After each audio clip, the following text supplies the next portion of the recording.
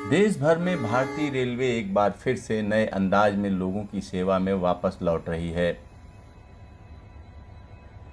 1 जून से चलाई जा रही स्पेशल मेल एक्सप्रेस ट्रेनें लोगों में काफ़ी लोकप्रिय हो रही हैं। इन ट्रेनों में सफ़र करने के लिए 2 अक्टूबर तक के लिए अब तक 35 लाख से ज़्यादा लोगों ने अपना रेल टिकट बुक करा रखा है। भारतीय रेलवे इस समय श्रमिक ट्रेनों के साथ साथ एसी स्पेशल ट्रेनें और मेल एक्सप्रेस स्पेशल ट्रेनें चला रही है। लेकिन भारतीय रेलवे में सफ़र करने का अंदाज कोरोना वायरस संक्रमण के चलते पूरी तरह से बदल गया है। यात्रियों से कहा जा रहा है कि वह गाड़ी के नियत समय से 90 मिनट पहले पहुंचें। लेकिन नई दिल्ली जैसे कुछ बड़े रेलवे स्टेशनों पर रेलगाड़ी छूटने के 8 से 10 घंटे पहले ही यात्री पहुंच रहे हैं। इससे रेलवे स्टेशनों पर भीड़ बढ़ रही है और इस वजह से अब रेल यात्रियों से यह अनुरोध किया जा रहा है कि वह रेलगाड़ी छूटने के नियत समय से ज़्यादा 4 घंटे पहले तक ही स्टेशन में दाखिल हो सकते हैं। जब रेल यात्री स्टेशन पर पहुंचते हैं तो उनको सोशल डिस्टेंसिंग का ध्यान रखना पड़ता है। साथ ही साथ हर एक व्यक्ति के लिए ज़रूरी है कि वह फेस मास्क लगाए और इसी के साथ हर एक व्यक्ति को सोशल डिस्टेंसिंग रखते हुए अपनी थर्मल स्कैनिंग करानी होती है। रेल यात्रा अब पहले जैसी नहीं रही। अब इसमें सफ़र करने वाले सभी यात्रियों के लिए जहां एक तरफ फेस मास्क जरूरी है, तो वहीं दूसरी तरफ रेलगाड़ी के स्टाफ को फेस मास्क, दस्ताने और पीपीई किट जैसी चीज़ों का सहारा लेना पड़ रहा है। नई दिल्ली रेलवे स्टेशन जैसे बड़े स्टेशनों पर रेल यात्रियों की सुविधा का पूरा ध्यान रखा जा रहा है।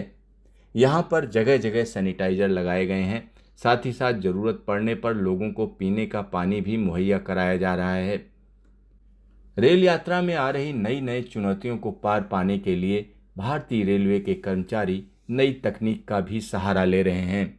साउथ सेंट्रल रेलवे की बात करें तो यहाँ पर स्टेशनों पर रिमोट सेंसर लगाए गए हैं। रिमोट सेंसर से लैस कैमरे रेल कर्मचारियों के आई कार्ड और पहचान पत्र को आसानी से बगैर छुए पढ़ लेते हैं। इसी के साथ यहाँ पर सीसीटीवी कैमरे से लैस कंप्यूटर प्रणाली से किसी भी रेल यात्री की थर्मल स्कैनिंग ऑटोमेटिक तरीके से की जा रही है। अगर किसी रेल यात्री के शरीर का तापमान सामान्य से ज़्यादा है तो यह सिस्टम अपने आप अलर्ट जारी कर देता है। और इसी के साथ इस कंप्यूटर प्रणाली में फेस मास्क न लगाए हुए रेल यात्रियों की पहचान करने की भी सुविधा है। रेलवे के कर्मचारी लगातार स्क्रीन पर नज़र रखे रहते हैं। किसी व्यक्ति का तापमान ज़्यादा तो नहीं है, या उसने फेस मास्क लगाया है या नहीं लगाया है। ऐसी स्थिति में रेल के कर्मचारी तुरंत एक्शन ले लेते हैं।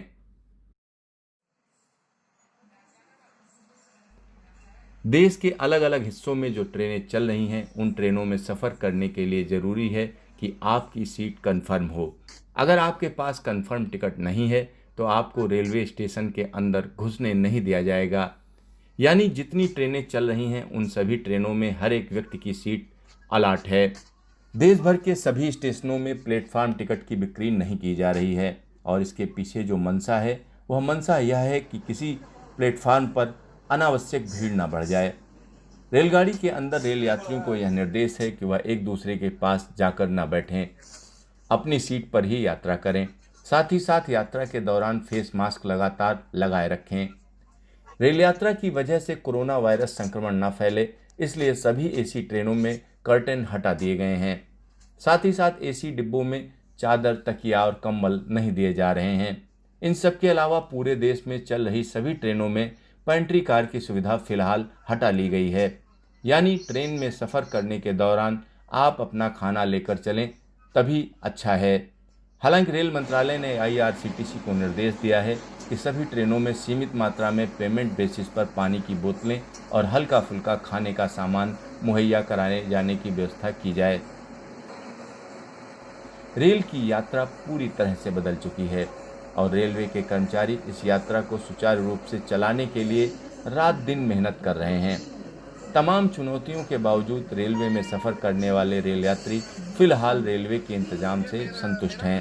और मैं सेटिस्फाइड हूँ जिस तरह से यहाँ पर प्रॉपरली जो सोशल डिस्टेंसिंग है वो मेंटेन किया हुआ है। तो सब कुछ सही है, कुछ ऐसा नहीं है। अरे 2 महीने बाद आए, अपने घर में पहुंच रहे हैं तो खुशी तो हो रही है। 2 महीने में वापस फंसे हुए थे, बहुत खुशी हो रही है। रेलवे का बहुत धन्यवाद कि उन्होंने इसकी ट्रेन चलाई, इसके लिए अपने घर पहुंच रहे हैं। तो मैं फैजाबाद में फंसा हुआ था 2 महीने से। गवर्नमेंट ये स्पेशल ट्रेनें अरेंज करके बहुत बड़ा काम करती है। तो कल हम गए थे अहमदाबाद में, तो वहाँ पे बहुत अच्छा बंदोबस्त रखा था उन्होंने।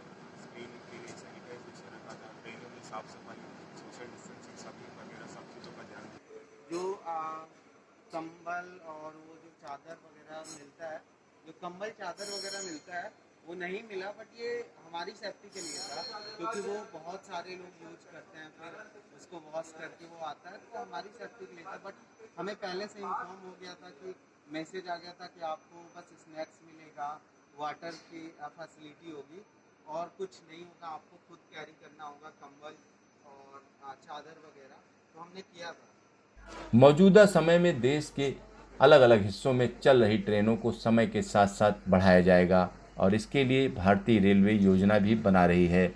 लेकिन कोरोना वायरस संक्रमण के बढ़ते हुए मामलों को देखते हुए फिलहाल कोई बड़ा कदम नहीं उठाया जा रहा है। स्थिति पर लगातार नजर रखी जा रही है और समय के हिसाब से ही फैसले लिए जाएंगे। कोरोना वायरस संक्रमण के मामले जिस तरीके से पूरे देश में बढ़ते जा रहे हैं, उस लिहाज से रेलवे को अलग रणनीति पर काम करना पड़ेगा। इस बात से कोई भी व्यक्ति इनकार नहीं कर सकता है कि अब रेल यात्रा यात्रियों के लिए तो चैलेंज है ही, रेल कर्मचारियों के लिए बहुत बड़ी चुनौती है। पूरे देश में इस समय अगर भारतीय रेलवे की बात करें तो महज 300 के करीब ट्रेनें चल रही हैं। दूसरी तरफ मालगाड़ियों का परिवहन पूरी तरीके से आबाद रूप से चल रहा है। लेकिन इन सब के बीच अगर हम पैसेंजर गाड़ियों की बात करें तो सिर्फ और सिर्फ 300 ट्रेनें। आमतौर पर भारतीय रेलवे रोज तकरीबन 13,000 ट्रेनें चलाती है।